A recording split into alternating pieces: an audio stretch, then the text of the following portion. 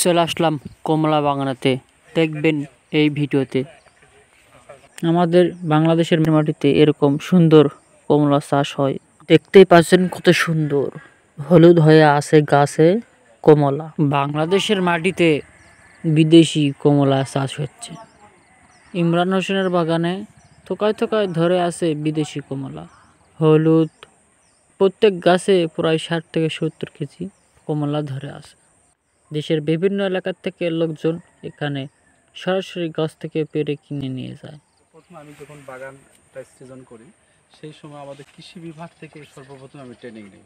তারপরে এখানে সর্বাত্মক কারিগরি যত রকম সহযোগিতা আছে সব রকম সহযোগিতায় আমাকে করা। কৃষি কর্মকর্তা ইমরান স্যারের প্রতি সে আমাকে যথেষ্ট বাগানের প্রতি সে গুরুত্ব দিয়েছে এবং মাঠ পর্যায়ে আরও কিছু কর্মকর্তা আছেন, আমাদের বক্কর ভাই আছে, মতিউল স্যার আছে, যে আমাদের তৌফিক ভাই আছে, হ্যাঁ, এনারা সকলে আমাকে সহযোগিতা করছেন।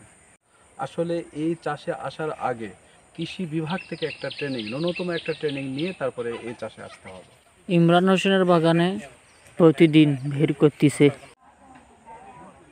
এই বিদেশ থেকে কমলা আমদানি করতে যে টাকাটা বিদেশ চলে যাবে সেই টাকাটা আমার সাশ্রয় হবে, সেই টাকা আমরা অন্য জায়গায় ব্যয় করতে পারবো। এবং আজকে যে আমাদের যে কমলাগুলো দেখা যাচ্ছে, ইনশাআল্লাহ আমাদের পার্শ্ববর্তী যারা কৃষক আছে তারা আরও উৎসাহিত হবে এবং আরও ব্যাপক আকারে চাষ করবে এবং আমাদের দেশের যে কমলার চাহিদা, ফলের চাহিদা, সেটা পূরণ করা সম্ভব হবে। কয় থোকায় ধরে আছে কমলা, পাতার চেয়ে কমলাই বেশি। দেখতে পাচ্ছেন কমলার ভরে ডালগুলো হেলে গিয়েছে। বিভিন্ন এলাকা থেকে লোকজন এই বাগানে আসে। বাগানে এসে ফল দেখে পেড়ে কিনে নিয়ে যায়। গোবিন্দপুর ইউনিয়নের ভেতনি গ্রামে এই বাগানটির অবস্থিত।